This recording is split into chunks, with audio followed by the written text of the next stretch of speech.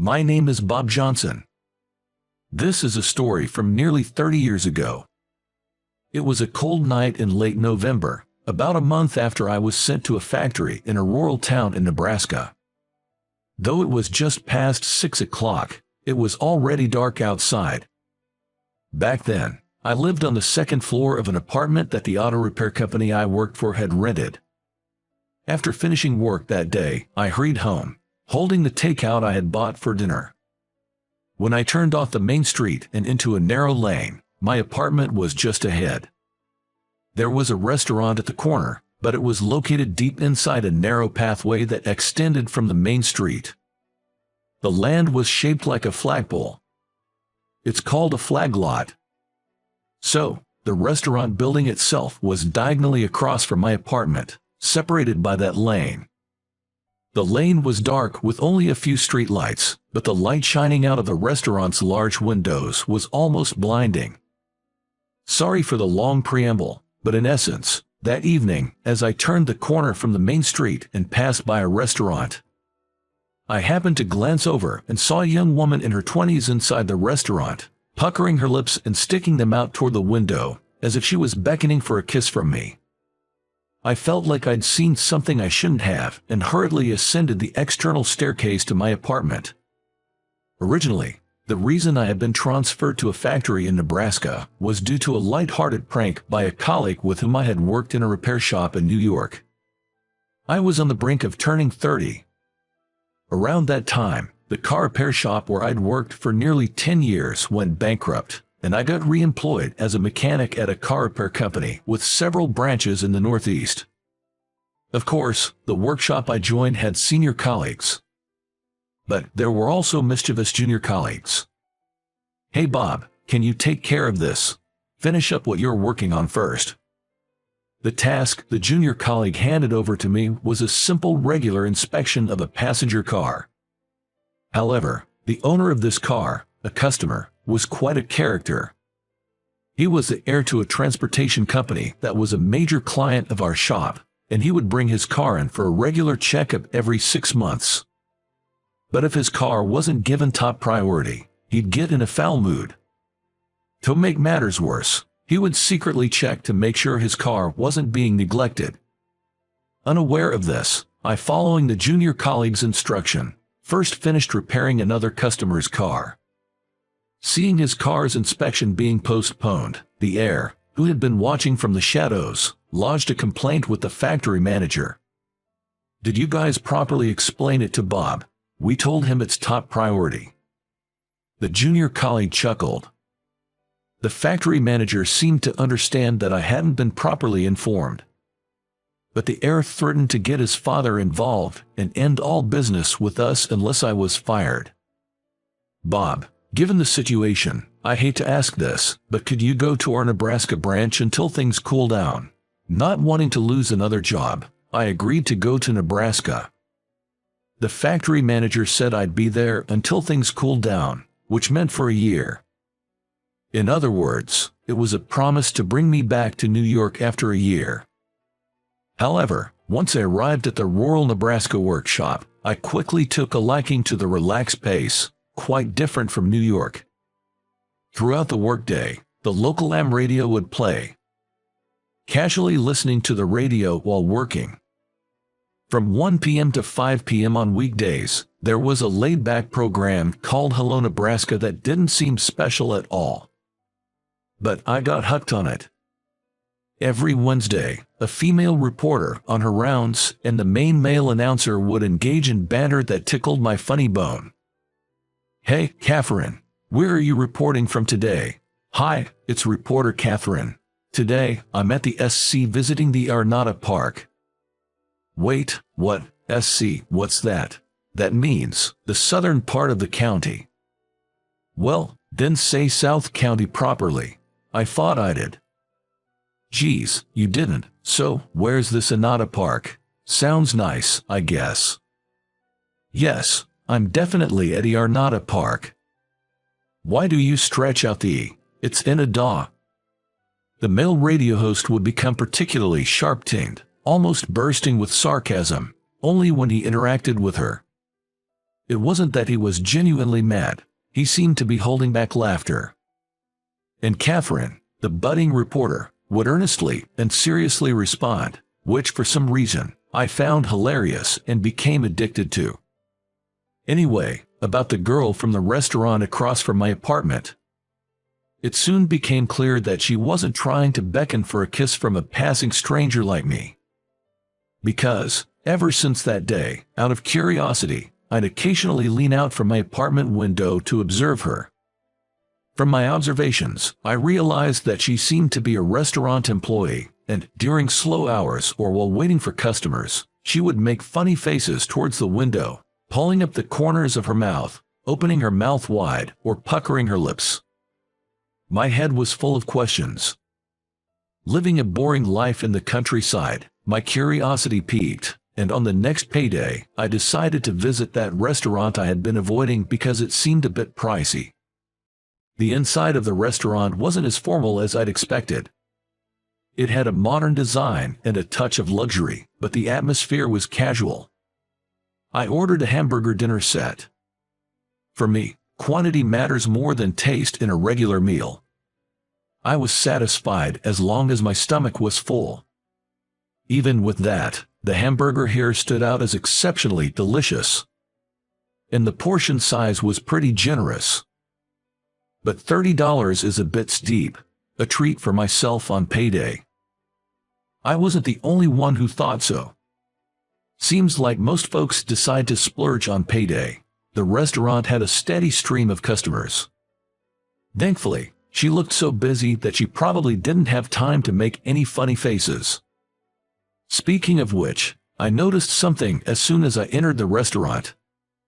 There was a large window that extended from the ceiling to about waist height of a standing person, and the lace curtains hanging there were tied back in the middle, leaving it open. At night, with the darkness outside and the reflection of the restaurant's lights on the window, it created a two-way mirror effect. This meant that the girl making funny faces was looking at a reflection in this two-way mirror. Maybe she was practicing for some kind of year-end party performance. That's what I thought at the time. Hey, everyone, can y'all take a moment and listen up? Manager Smith, with his usual laid-back voice, called out to us who were working.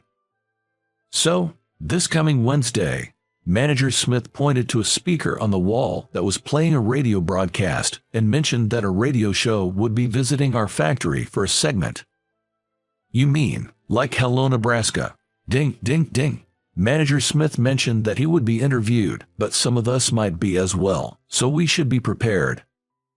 Wednesday, which means the reporter would be Catherine, whom I'm a big fan of. And when I saw Catherine's face during the segment, I almost fainted. She was the same waitress making those funny faces.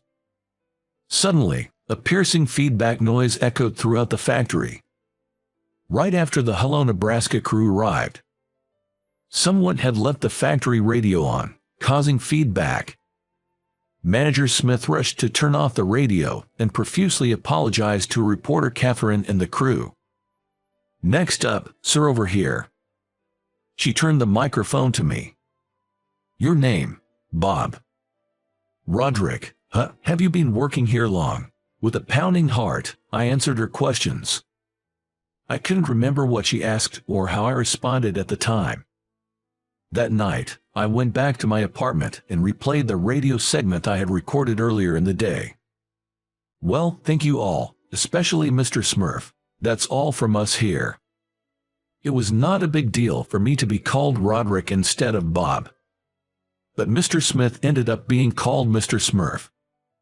The recording even included some post-interview studio chatter, where a male host said, calling Mr. Smith a Smurf was a bit rude, don't you think? Since then, I'd occasionally peek into the restaurant from a side street or my apartment window. And I realized something. Oh, she makes those faces at the two-way mirror when there aren't many customers, meaning it's a quiet time at the restaurant. Next time, I thought I'd try to time my visit for one of these quiet moments. Maybe then, I'd get a chance to chat with her for a bit. Before all this, I mostly just frequented the local convenience store.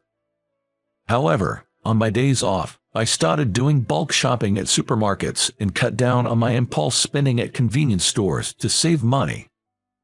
There's this restaurant that's a bit pricey, but she works there, and I wanted to visit.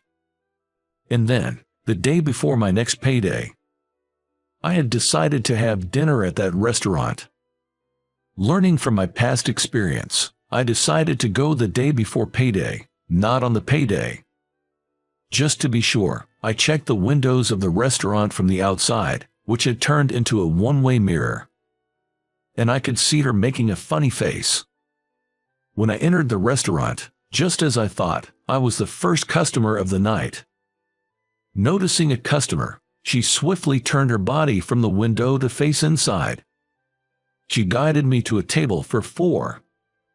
I'm alone, is that okay? Yes, I don't think it will be that crowded tonight.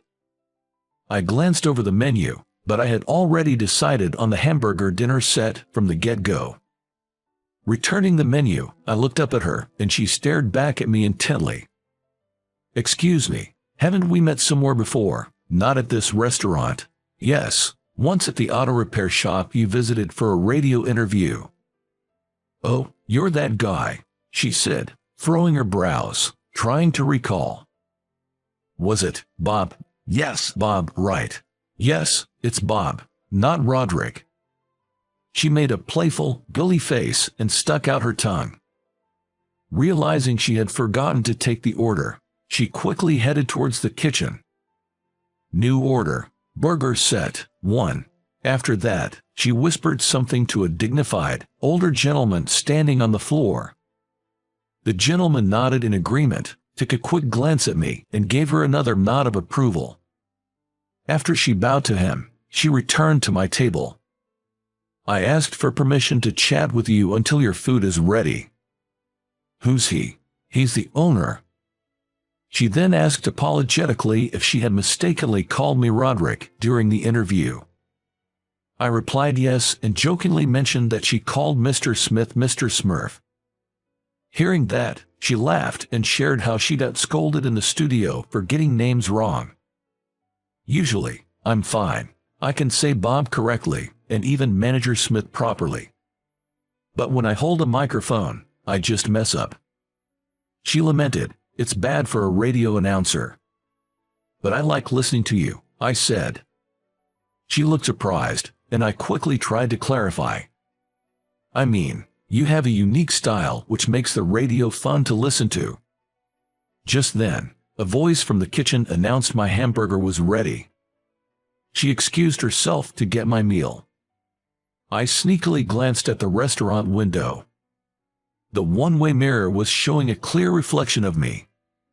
When she brought the food, she said, "Sorry for the unnecessary chit-chat," and was about to leave my table when I stopped her. "Just one more thing." She stopped and looked at me. "Catherine, do you often make funny faces at that window?" She looked genuinely shocked and covered her face with her hands. "Could you see me?" "Yes, when it gets dark outside, that window becomes like a one-way mirror. From inside, it's like a regular mirror, but from outside, you can see everything inside the restaurant."